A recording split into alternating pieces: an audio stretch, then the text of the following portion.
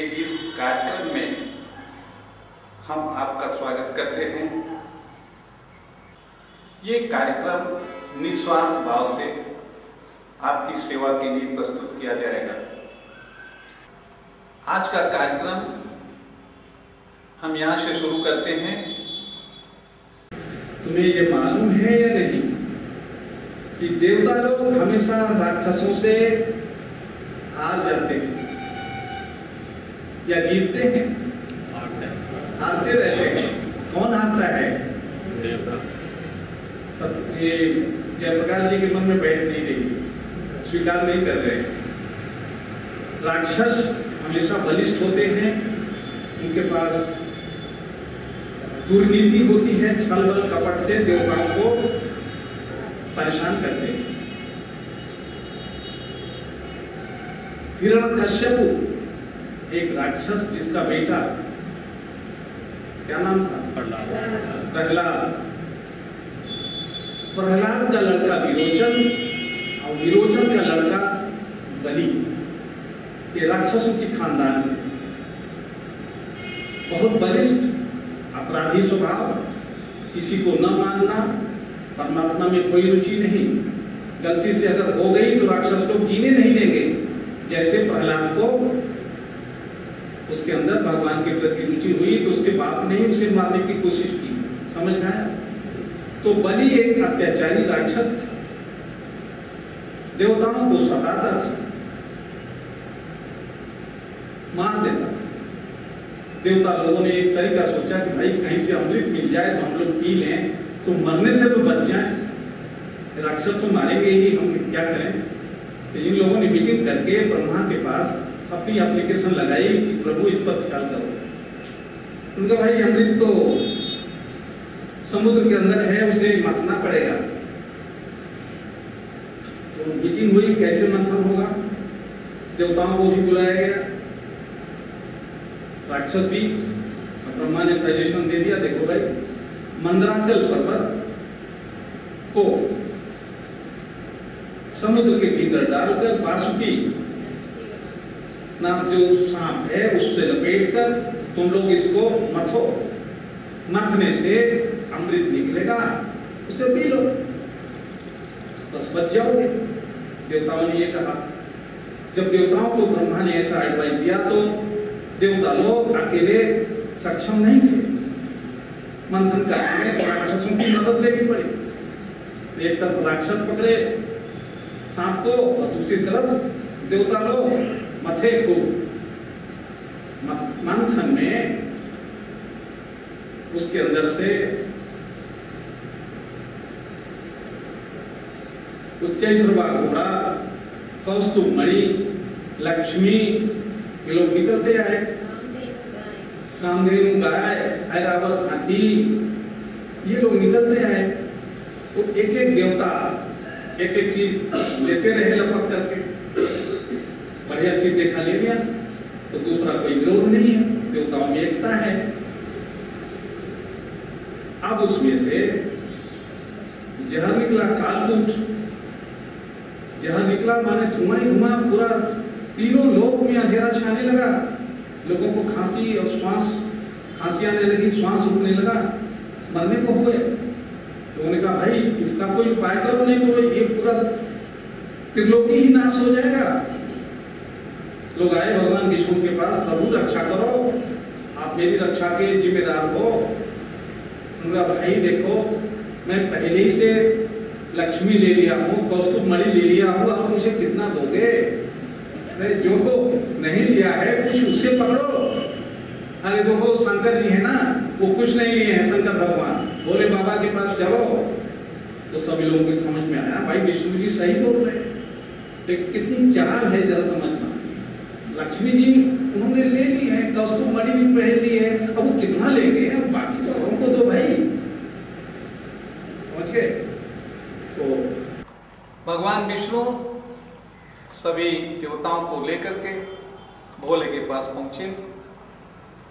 भोले बाबा बैठे थे आराम से, पार्वती थी बगल में। सभी लोग त्राही त्राही कर रहे थे, कष्ट अपना शिव जी को बतलाए। भोले बाबा ने पूछा, भाई तुम्हारी क्या तकलीफ है?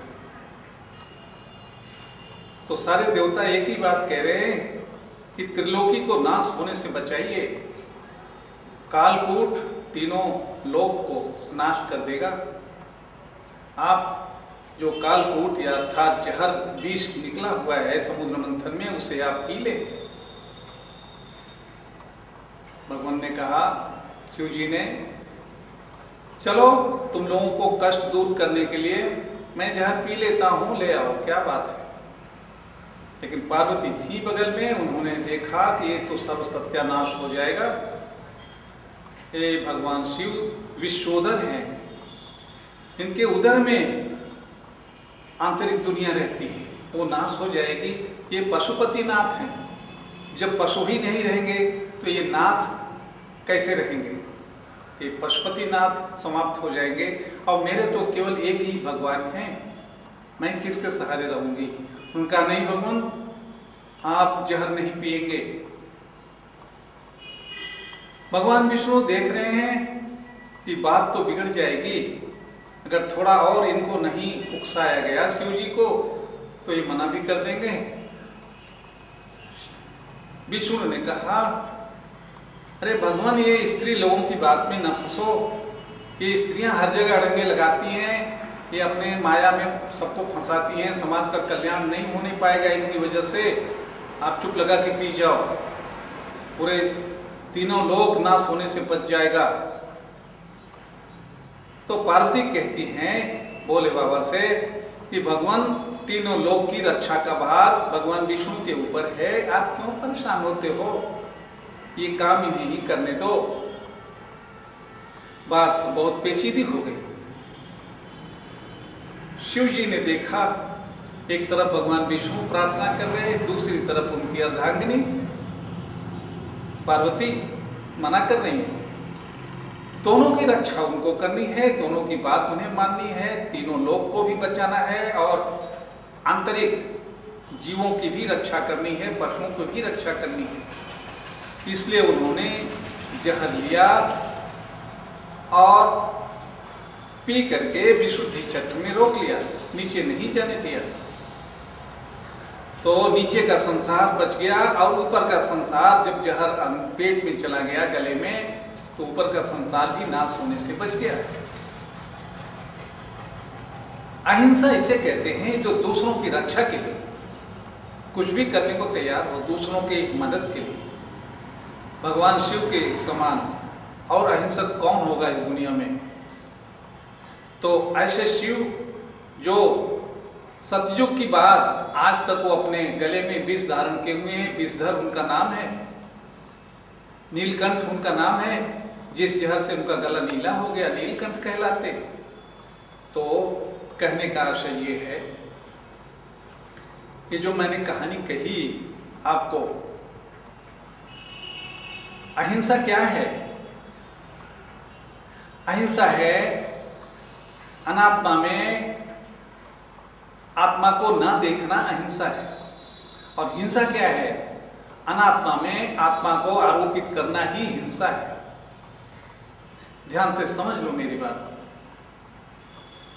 आत्मा को अनात्मा में, अनात्मा का मतलब प्रकृति में, शरीर में, पत्थल में, पानी में, इनके अंदर परमात्मा को देखना, ये तुम्हारी भूल है और यही हिंसा है।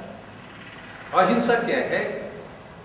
परमात्मा को हर जीवों में देखो, उसके शरीर को मत देखो, उसके शरीर को मत देखो, हर जीव में परमात्मा दर्शन करो, अपने आप में परमात्मा को देखो और अपना मोक्ष खुद करो, कल्याण के पथ पर आगे बढ़ो, मोक्ष प्राप्त करो।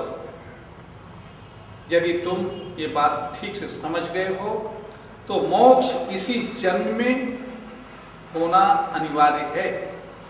यदि तुम अहिंसा का बात ठीक से समझ में आ गया है तो तुम जीवन रहते रहते मोक्ष के लिए चेष्टा करोगे। आज की कथा यहीं तक। अब यह कार्यक्रम आज का यहीं पर शेष होता है। हरिओम तत्सत।